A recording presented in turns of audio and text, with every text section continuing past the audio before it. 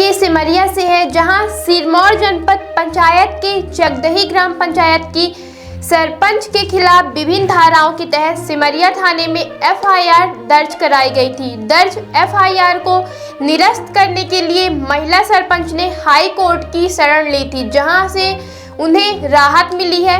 High court ने उक्त दर्ज एफआईआर पर रोक लगाते हुए थाना प्रभारी को नोटिस जारी किया है और कहा है कि भविष्य में इस तरह की किसी भी सरपंच के खिलाफ एफआईआर दर्ज न हो। उक्त मामले की जानकारी देते हुए सरपंच और उनके पति ने पत्रकार वार्ता का आयोजन कर जानकारी दी कि किन कारणों के चलते उनके ऊपर एफआईआर दर्ज हुई और न्यायालय ने क्या कहा है।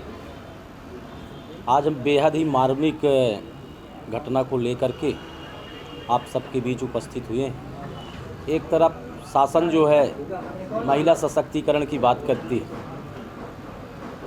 स्थानीय निकायों में महिलाओं को 50% आरक्षण दे करके उनको विभिन्न पदों पर बैठा करके और महिला सशक्तिकरण की बात करके अपनी पीठ थपथपाने का काम करती है। दूसरी तरफ महिलाओं के प्रति इतनी उदासीनता स्थानीय स्तर पर राजनीतिक इशारों पर की जाती है कि ग्राम पंचायत चकदही में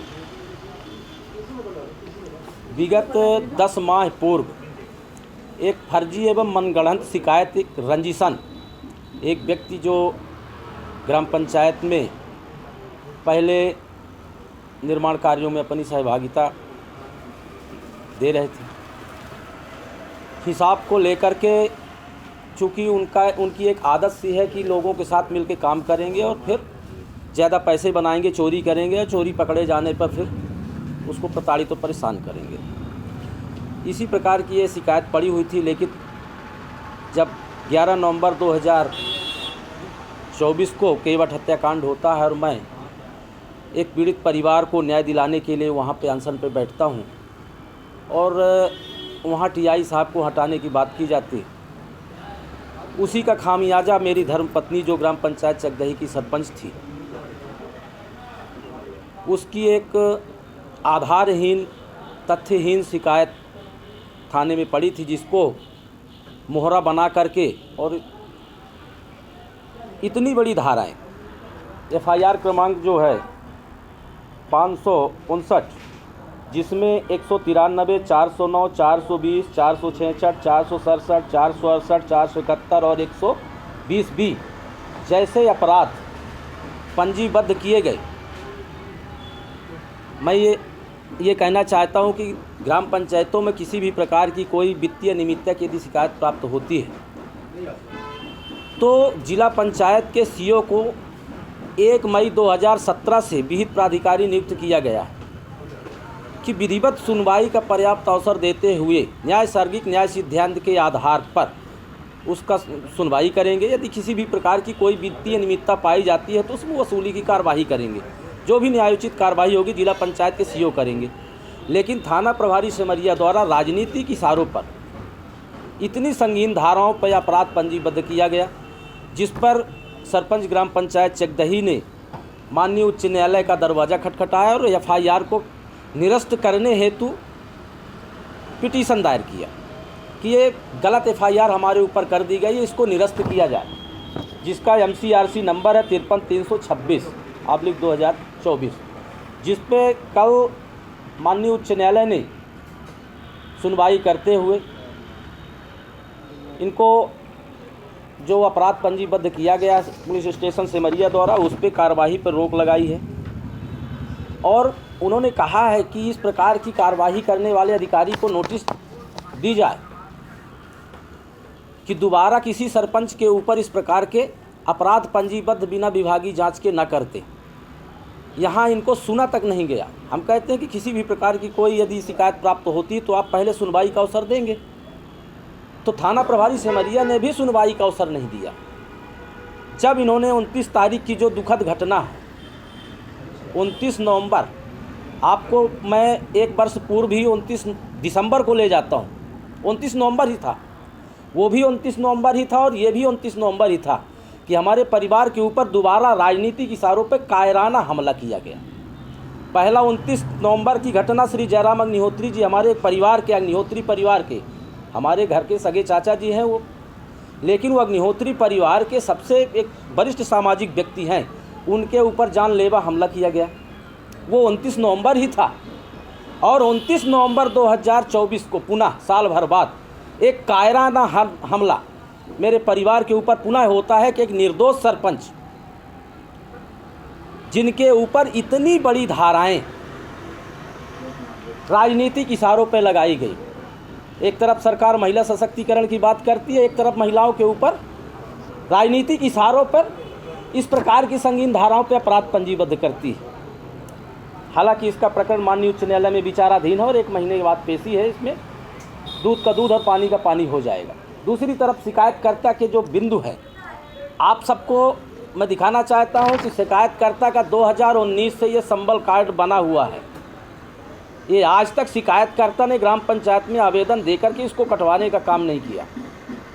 ये शिकायतकर्ता का असंगठित, इसमें सीधे सीधे लिखा है कि असंगठित शहरी एवं ग्रामीण कर्मकार कल्याण मंडल, श्रम विभाग, मध्य प्रदेश।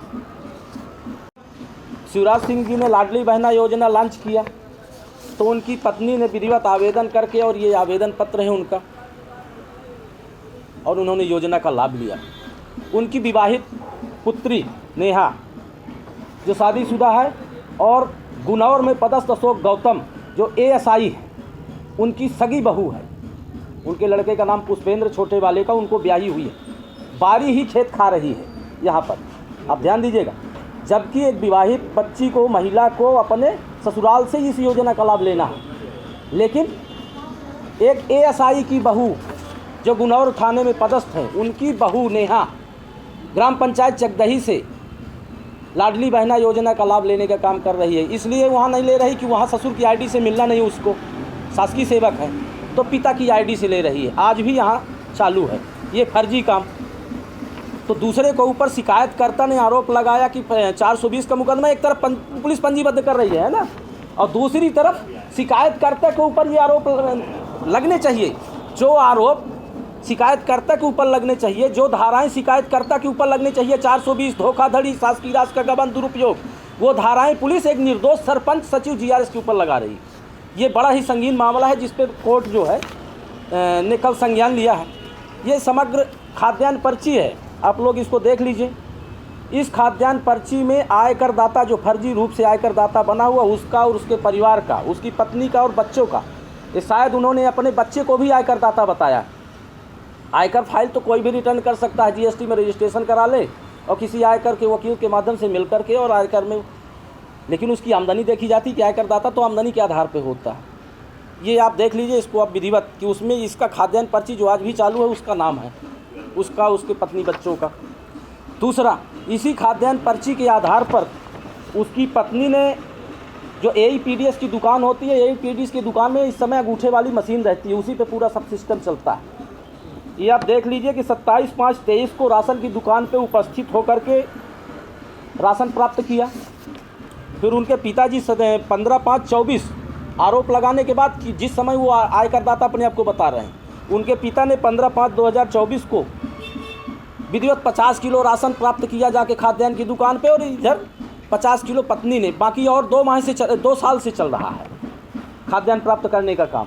लेकिन शासन, एक तरफ तो शासन की योजनाओं का लाभ, दूसरा ये सरल बिजली बिल जो आप लोगों के माध्यम से वो कह रहे थे कि हमको पूर्व सरपंच ने सबका बना दिया।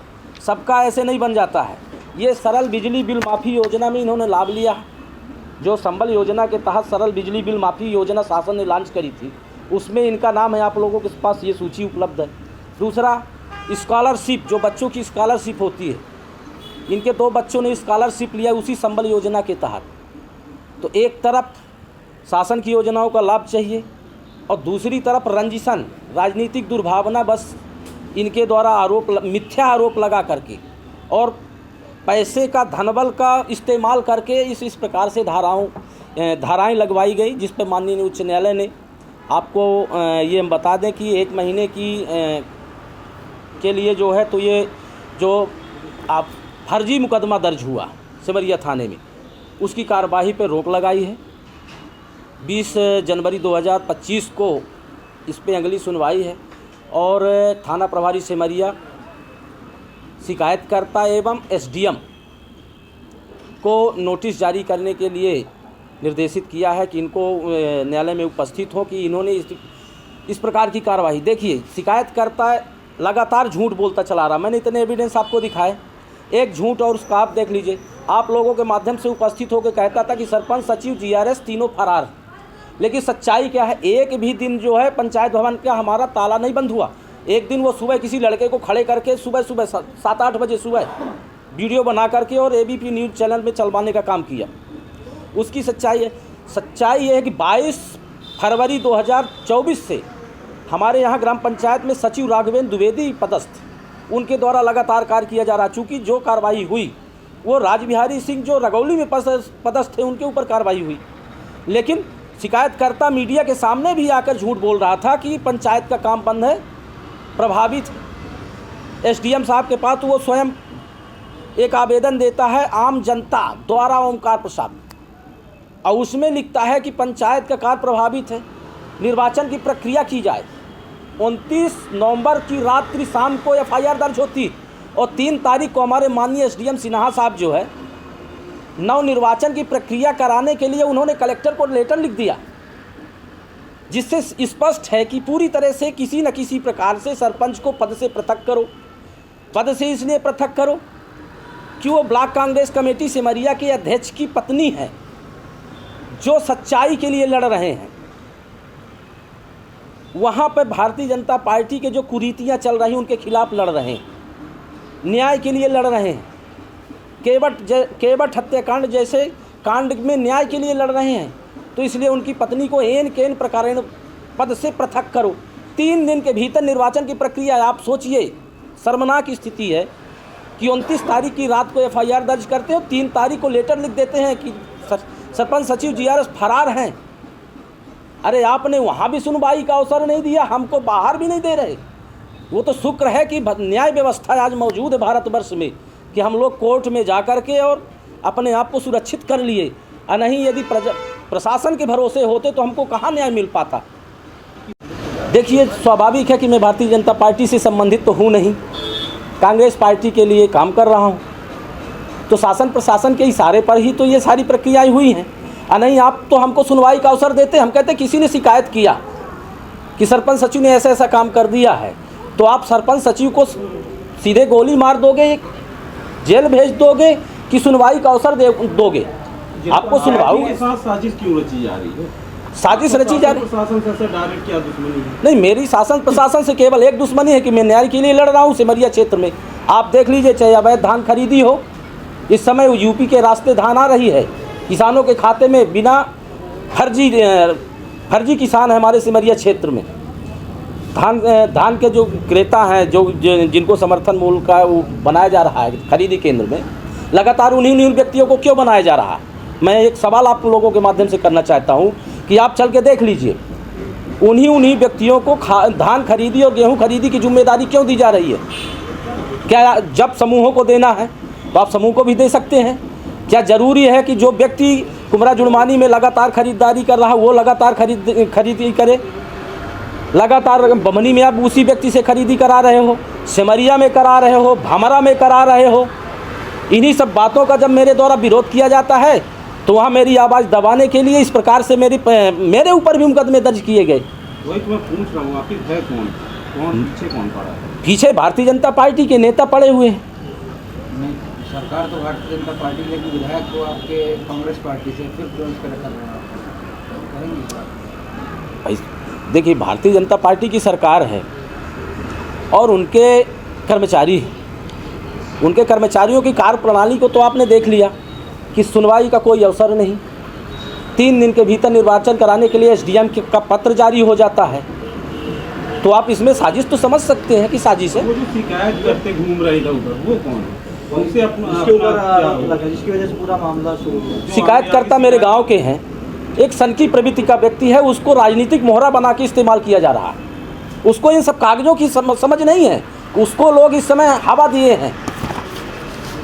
इन सब कागजों को उसको समझ नहीं। यदि उसको इन सब कागजों की समझ होती कि मेरे ऊपर रिकाउंटर मुकदमा लग जाएगा, आप प्रशासन को गुमराह करके योजनाओं का लाभ ले रहे हो। दूसरी तरफ आपने आपको आयकर दाता उस समय बता रहे हो, आपने 2020 में रजिस्ट्रेशन कराया, किसी को कानो कान भनक नहीं लगी, 2020 के बाद इतनी योजनाओं का लाभ लिया। फिर आपने 9 महीने दुकान संचालित करी फर्जी तौर पे, और रजिस्ट्रेशन कब करा? 20/9/2023 को शिवाय ट्रेडर्स के नाम पे। आज दुकान वो 6 महीने से नहीं चल रही है, 6 महीने से दुकान सब बंद है ना। तो मेरा ये कहना है कि ये जो अभी FIR लॉन्च की गई थी, इस पे माननीय न्यायालय ने इसकी कार्रवाई पर रोक लगाई है और तलब किया है TI साहब को कि दोबारा इस प्रकार से किसी सरपंच के ऊपर राजनीतिक इशारे पर FIR दर्ज न हो जब तक उनको सक्षम अधिकारी का आदेश न मिल जाए। धन्यवाद। सर्व सुविधायुक्त नेशनल हॉस्पिटल समान तिराहा रीवा में अब कैंसर का सफल उपचार और ऑपरेशन की सुविधा उपलब्ध है। हमारे यहाँ मिल रहा है आयुष्मान भारत निरामय योजना का लाभ। आयुष्मान जन आरोग्य योजना के तहत सभी प्रकार के मेडिक्लेम की सुविधा उपलब्ध है। हमारे यहाँ लेजर कैंसर, अस्थि रोग, एंडोस्कोपी, लेप्रोस्कोपी एवं प्रसूति रोग का अनुभवी चिकित्सकों के द्वारा उपचार किया जाता है। कैंसर के इलाज एवं ऑपरेशन अब रीवा के नेशनल अस्पताल में उपलब्ध है। नेशनल हॉस्पिटल के संचालक डॉक्टर अखिलेश पटेल के द्वारा उपलब्ध करवाई जा रही हैं सभी सुविधाएं। आयुष्मान से संबंधित किसी भी प्रकार की जानकारी के लिए संपर्क करें मोबाइल नंबर 9691288560 पर या फिर संपर्क करें 7566831551 पर। हमारा पता है नेशनल हॉस्पिटल समान तिराहा रीवा। संपर्क करें 07662359974 पर या फिर संपर्क करें 8602885990 पर।